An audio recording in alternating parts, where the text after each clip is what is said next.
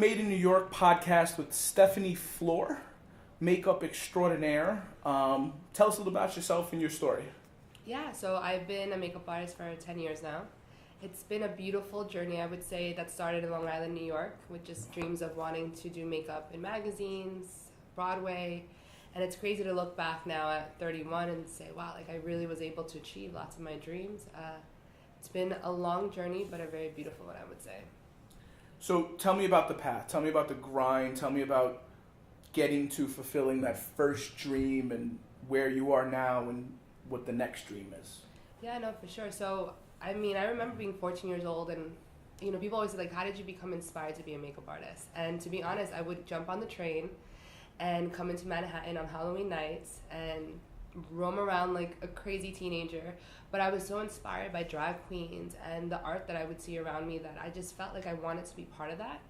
I felt that as an artist, I wanted to be able to transform people, and makeup was going to be my canvas and my tool. So at the minute, literally, I was able to go to cosmetology school at like 15 years old, because in Long Island, you're able to go to, and I think in Queens and in the Bronx, you have a program where you can go to school, and then you can go to like a BOCES, right? Where you can do a trade. I don't know, did you guys have that growing up? I mean, I went to New York City public schools, okay. All right. So probably in some capacity it existed. I'm not aware of it. It was kind of like made for the kids that like weren't that great in school. That Which like, makes sense. Kids, like go to trade school. Right? No. I mean that makes sense because at the end of the time, like now we're starting. I mean, I believe my son, who's 2, like his generation will be the first ones that realize that college is not important or necessary for the large majority of the population. So like trade schools, I think it's incredibly important, especially with how society's changing technologically to more of the gig economy. Yeah. You know, it'll be more beneficial to the individual that have a skill rather than that have just worked for somebody else doing something for so long. Yeah, and it's pretty cool to be so young and have a passion for something. You know, my little nephew is 18 right now, and he's going to school for computer science, but he's a DJ on the side. So for me, it was like, I knew I wanted to be a makeup artist. I had no idea what that meant. There was no social media back then, so I just knew that a makeup artist was someone who did makeup for magazines. And so I went to cosmetology school when I was in Long Island, and then the day I turned 18, I went to work at a makeup counter. Like, literally, I walked into Macy's and was like, today is the day that I get to work at a makeup counter. And I did. I got the job, like, right then and there, because I told her that I had been waiting for this moment my whole life, because I wanted to be the best makeup artist in the world. She thought I was crazy, and she hired me. And then about a year later, I found a book that was written by now one of my mentors and basically, like, my industry mom. And the book was all about how to break into the industry. Because, yes, I was working doing makeup, but I didn't feel fulfilled. I didn't feel like this was it. So for me, I ended up going to a makeup school in New York. And it was so expensive. It was like basically almost a college tuition to go to makeup school. And I remember crying and like telling my mom that I couldn't afford to go there. And I was so sad because I wasn't going to make my mom pay for makeup school. You know, her dream was for me to go to college, which I later did. But so then instead I found this book. I read this book every single day. And basically what the book said is just live out loud. Like, go do whatever it takes to make your dreams come true. And so I literally booked a flight to move to Los Angeles because I knew that's where the movie industry was. And I moved to LA at like 19. As soon as I landed, no family, friends, nothing. Okay. All I knew is that the woman who had written this book had to be like my mentor. Because 3 years before that, I had read another book called Think and Grow Rich. Have you ever read that book? I love that book. And that book was all about like mindset and manifestation, how to get what you want. And so I only went to LA knowing that I wanted to be a makeup artist and that I needed to make the writer of this book my mentor. And so fast forward, the day I land in LA, the universe just literally opens up its doors and allows me to start working. I think I went on Craigslist. I found a job to be an assistant. That woman who I assisted is still a good friend of mine. I think it was like a show that was based on like this awful, it was just like an awful show to work, but it was like such a great opportunity to just be assisting. Right. But anyway, I gave myself a year to be in LA and to make some shit happen. So I did. By the time that the year was up, I had stalked the woman who wrote the book. She wouldn't respond to my, there were no emails back then, so she wouldn't respond to my faxes. and she wouldn't respond to my mail that I would send her letters of like how I wanted to assist her. So I knew my time was up because I needed to come back to New York. And so I just went to her house. I found like where she lived, and I like knocked on her door and was like, "I'm Stephanie, and I need to work for you. And you know, I love your book. How can we do this?" She's like, "Come back tomorrow." I'm like, "Okay." Come back the next day. She's like, "My assistant just quit, so you're gonna be my intern."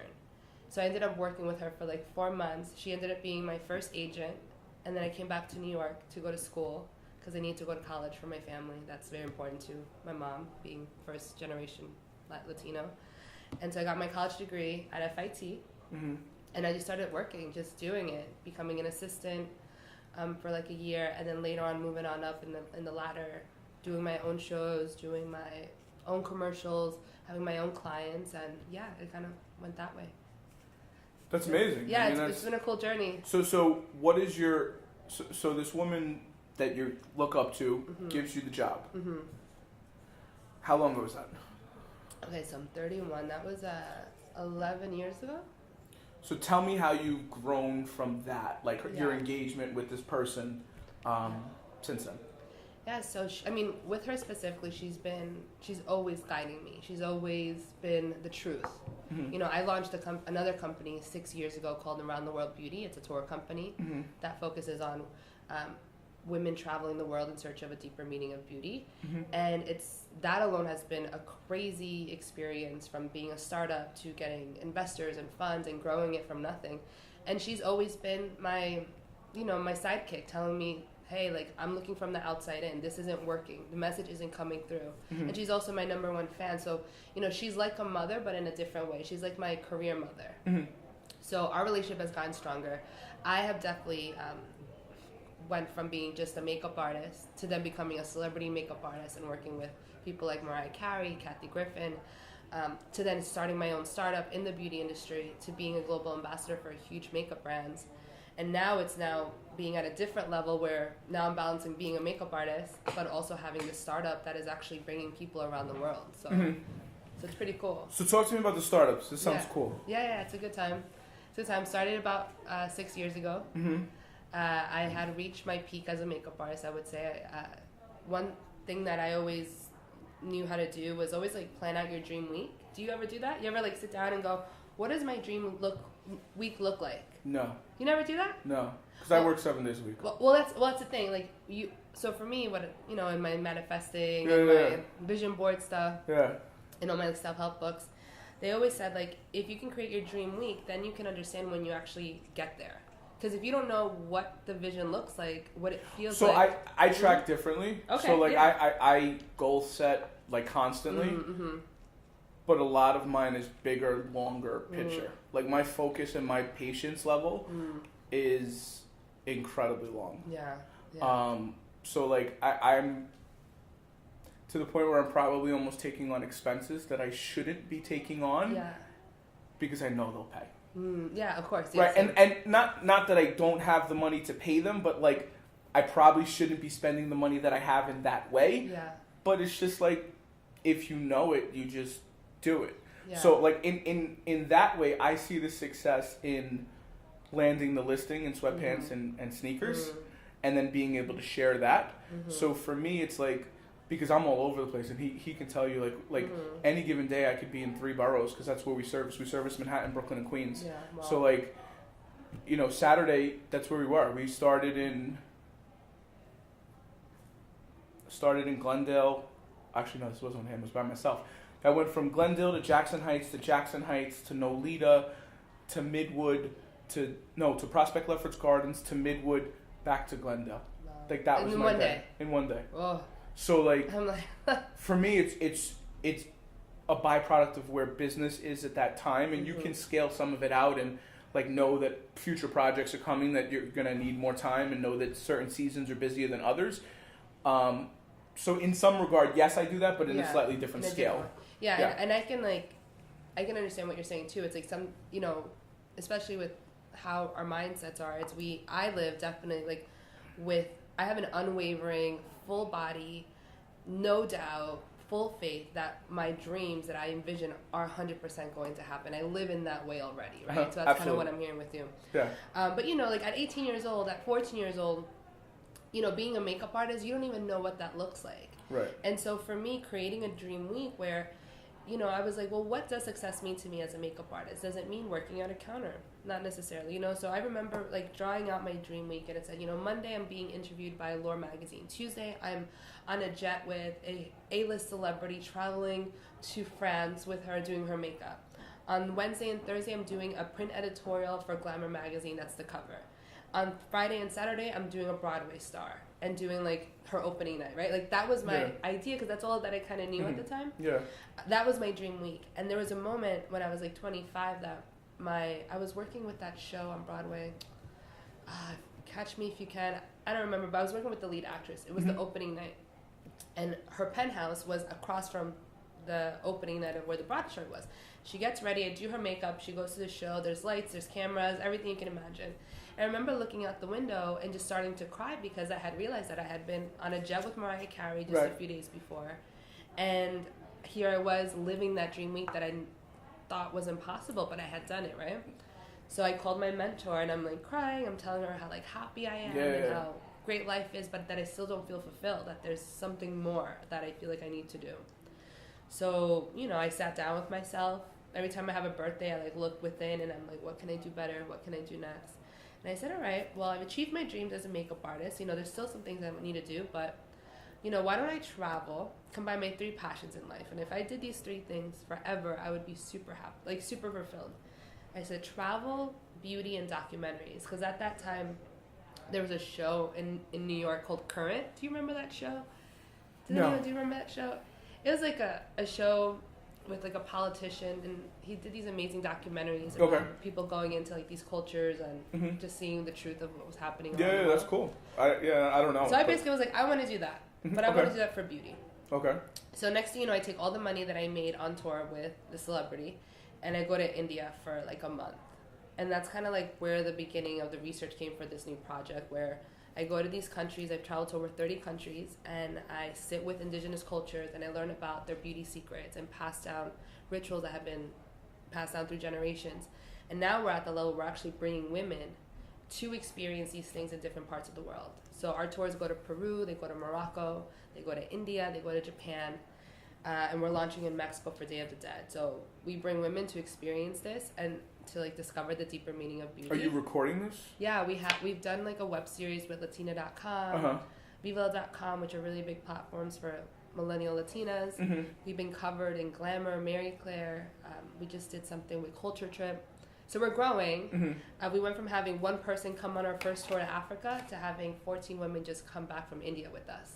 Wow. So it's growing, and it's exciting because I do feel like that's what's next, within the beauty industry for me and for what we're creating, So, like, how big of a capacity could you, in theory, handle? For the next 3 years, I would say we do 2 tours a year, so 14 women a tour. The vision, of course, like you were saying, is to expand to products, to expand to a bigger scaled opportunity, and to learn how that works, because I'm still learning as I'm going, too. I'm like, okay, obviously there's a high demand for this. Where can this go beyond now? So, I mean, what would, like, and this is just my curiosity, like, what would prevent you from going to 30 women? 30 women? For me, it's all about staying authentic. And when you bring 30 women from, our target market, a lot of the people are coming from America. If you bring 30 women into a place like India, you're kind of disrupting the piece. You're disrupting the culture in itself. So for me, it's like, I'd rather keep it small and more intimate rather than double that amount and then not keep it authentic. So then how do you do it quarterly?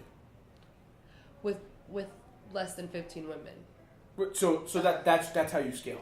Is you start running these events on a more consistent basis. Yeah, definitely on a more consistent basis, and also changing the flow. I think like my 5-year plan looks a lot different than the one that's happening right now. Right, of course, it's gonna change. Yeah, but definitely seeing when there's opportunity. Right. Because it's all about we want to go to these countries, and it is about being sustainable. So we're working with women on the ground, but we also want to be as giving as we can to these places as well. We don't want to feel like we're intruding. We're actually visitors to learn from them, not take. Do you have some kind of like philanthropic connection to wherever it is while you're there with these women? Yeah, we do a day giving back through beauty, because a lot of the girls that are coming are makeup artists, hairstylists, manicurists, people who work in beauty, PR.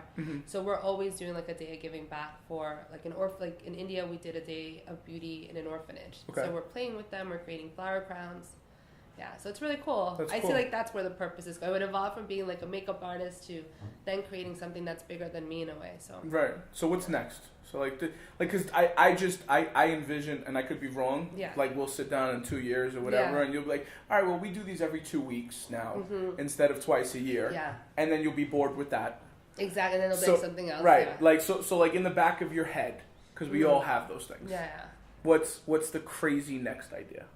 The crazy next idea is to actually have on the ground, like you said, all the time, walking beauty tours in the meccas of the world. So I was just in Morocco for almost a month doing research, and when women travel, especially women travel solo, it's very intimidating to go to the places that, in the Morocco Medina, in the souks of Dubai, in the Himalayas, in Rishikesh. There's as much as we like to feel that we're free to do what we want, there's still a feeling of unsafety, and a lot of the people who are running the tours on the ground are men.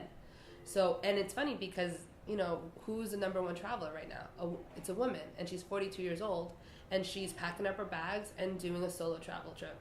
So for me, I would love to see opportunities to have like a walking beauty tour on the ground in these cities that we already go to that are run by women, for women, and about beauty.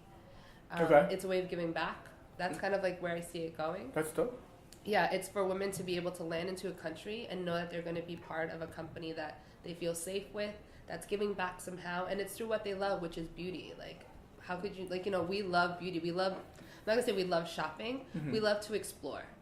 And we are the main people who do shop when we're going to these places, but a lot of times we don't even feel comfortable to shop because the men is making the decisions for us in the markets. Yeah, I would never have even thought of that. Like, as a dude, it's not something that I even process that. So, like, I as you're saying this, like, I spent some time very briefly in Egypt, and I'm thinking about, like, there's a huge market there, Kana Khalili, and it's like you envision every Mediterranean back wall market to be, but I couldn't imagine what that would be. It's like a woman, first of all, trying to buy shit, and then getting fucking haggled and bothered the whole fucking time. Exactly. Like, and then also, when you were there, did you not see that there were so many beauty products? Did you not see the black soaps and the eyeliners that they were selling? And how to make this, herbal bath that has been passed down from Cleopatra when she was there? Probably. Maybe you didn't get to see, but that stuff exists. And those are the kind of things that us women love to explore. But we're not able to have the conversation in these countries because women aren't even allowed to be part of the conversation. So for me, I'm like, I'm a traveler. I travel all the time. I'm developing a travel company for women. I see the opportunity in these places, and that's where I see it, and that's where I see it going full circle, where women, again, can run these companies. Women are the ones that are guiding the way to beauty, and ultimately it's like providing kind of sustainability for these countries to sustain themselves with tourism in a different way, Yeah, no, listen, I mean, there's always a new way you can twist tourism. Yeah. That's always a sure. thing you can do. So, it sounds like, you've had a very busy life so far. Like, looking back now, 10 years in, would you have done anything differently on your journey? I would have. I think about that every single day, actually. Because, really? Yeah, because I look at my career as a makeup artist, and I look at my career as developing the startup, and I'm like, could it have been further if I wouldn't have done this or that, But I also, if I could have done something differently, it would have been to find the right mentors in regards to the startup business a little bit earlier. I felt like for a while I still felt like I had to be a makeup artist because it's what pays the bills, Right. And so I did everything like halfway. Like, Monday through Wednesday I was focusing on my makeup career. And then Thursday through Sunday I was focusing on around the world beauty. But I wonder what it would have looked like if I just would have been like, just, around the world beauty is focused. But I think where I am is perfect, actually. Sometimes you can't rush things. I don't think if maybe I would have maybe done something differently back then, if it really would have shifted, because maybe it wasn't meant to be that way. Visions are coming in all the time. And, Always. you know, and I think that with the maturity that I have now and the appreciation that I have because I've traveled, it makes more sense. And it kind of feeds the story in a way, you know? Cool. Yeah. Anything else you want to share with us about what you're doing or the startup or specifics? Yeah, no. So being the fact that we're all about New York. Yeah. And I'm from New York, born and raised here. You know, one thing that I kept hearing from my peers was, you know, yes, we want to travel the world with you, but we really can't afford it. So what I decided was, you know, actually we're here in like right near Little India. Mm-hmm. And I used to live in that little neighborhood, and I love that neighborhood. So we are actually creating like smaller experiences for beauty in New York City. So we're doing a walking tour in Little India, in Harlem where the Harlem Market is, in Koreatown where all those Korean stores are. And again, it's an immersion of culture. So let's say you're interested to know more about, you know, Asian culture. All right, we'll come through on the walking tour in K-Town. Like, let's experience their food. Let's experience their beauty shops. Let's learn about their beauty brands and their ingredients. So, and again, like, it's an opportunity for people who are from that background to feel empowered and to learn a little bit more about who they are, you know? Right. So I'm super, because we're launching that this summer. Nice. So again, we're just trying to just really change the conversation of beauty and be all inclusive, because we basically are all in one. So right, and the walking tour things definitely works. Yeah, it's like we just went on one Saturday in Brooklyn. Okay. For street art up and down, like up the Broadway corridor in like Bushwick. Yeah. And I mean, how many pieces did we see, Randy, in like 2 hours? We must have saw like 90 pieces, and I love street art. So like when you're saying you're tying different things together, like I'm doing very similar things when it comes to art and music and this, you know, like I'm gonna put out a music video in the very short future. Wait, so you rap, so a long or time you ago, sing? a long time ago, I used to rap. Okay, nice. So it's always been something that's like been there, and like I put it aside and be like, no, I don't do that anymore. That's part of my other life. Right. So like I've been, for a long time, I've wanted to like just play with that. Like I have a recording studio that's like collecting dust right now. Like all I gotta do is turn it back on. Yeah. So I decided I'm just do it because now I have the capacity. Yeah. Like I have Brandy, if I'll hire somebody else to probably do what he does. So we have both camera angles of it. Yeah. And yeah, because that's, you know, you never know what is, I believe you never know what is that next thing that's going to be your fucking pop. Yeah, like it could be the way I drank this cup of coffee in a thing because it fell on you never know. Like you never know what's going to go viral. Stupid, and there's probably some formulas to it when you get to like real high level shit, but like that's not me. Like I'm a New Yorker. Like this is how I go dress every day. And that's, I mean, I also believe authenticity is the most underrated asset right now. Yeah. So like, if I have that hip hop in me, I'm gonna show it. Yeah. And maybe it'll be corny as fuck. Yeah. And maybe people will make fun of me as a byproduct. But I have such tough skin, it doesn't make a difference to me. I won't lose any fucking sleep over it. Yeah. And that's the thing about being from New York, though, and that's like, you know, again, like I'm like well traveled. Like I've been to a shitload of places. But at the end of the day, New York is my home. Like, why do I come back here? Because I know that this is where the energy is, where the fire is. Like, you know, I do have a 5-year plan, because unfortunately it's like New York is where shit is made. If you're not here creating something, it's like you gotta go. Like, at least that's how I feel. Because I'm like, it's too expensive for you to just be here just doing the basic. Like, if you're here, what are you creating? And I feel that no matter where I go in the world, New York always is the place. At the minute that I land, I just feel this like sense of like power and energy and love, and it's just authentic. Because you're okay to be exactly who you are here, because it's where every dream is created. At least that's what I think. And I lived in LA. I lived everywhere. It's becoming. I think it's becoming more and more acceptable. Yeah. I think as we look at our parents' generations, they haven't bought into that mantra at all. And I fight it all day long. You know, we were just joking about this earlier. Like, it's funny how once I started producing more and expanding my team and doing better, the same people that would have made a comment about me wearing something are now complimenting me on wearing pretty much almost exactly the same thing.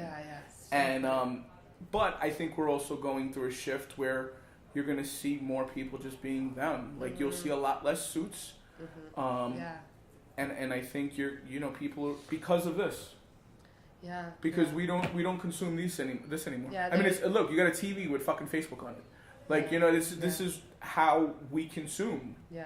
And I'm just trying to be part of it. No, I love it. And I love telling the story. And listen, I have no problem being on camera or I in can front tell. of. I can tell that. Yeah. I mean, listen, I've done shows in front of thousands of people. Yeah. Back in that rap days, but so I'm just gonna fuck around with shit that I enjoy, I know something will work, and as a byproduct, other shit's gonna happen. I really believe that. Mm-hmm. It may not be anything, but like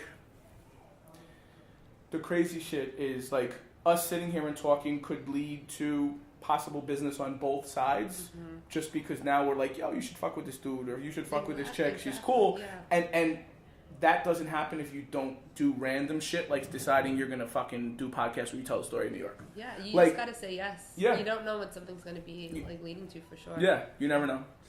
So cool. Anything else you want to share with us before we?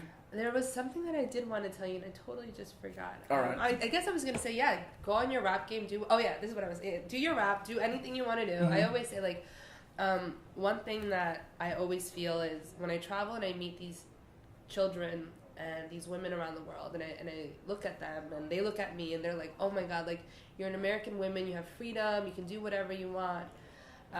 For me, I don't take that lightly. Like my privilege, especially being from New York, like I do take a responsibility on to change the world because I was given every opportunity to do so. I grew up in a good neighborhood, good home, with all opportunities ahead. Right. How can we just take that for granted? Right. And so I find it crazy to me where I meet someone and they're like, yeah, I don't want to rap because I'm scared of what people are going to say. And it's like, you were given a mic and you were given the opportunity to actually get out there. So do whatever it is that you want to do. Right. If you fail, like, you won't fail because at least you're going to try. And, like, I'm a true believer that, like, whatever you do, it's, like, 100%. If you do 100% and you just do good in the world, it'll come back 1,000,000%. 100-fold. Yeah. I mean, I try to talk about that all the time. I believe that you trigger serendipity by putting goodness into the world. For sure. So, yeah, cool. Cool. All right, well, listen, thank you for joining us. Of course, thank you. And this should be up in, I don't know, soon. Cool. Who's going to edit it for you? Brandon. This guy over here. Nice. Cool. Well, thank you. Namaste. Absolutely. Thank you.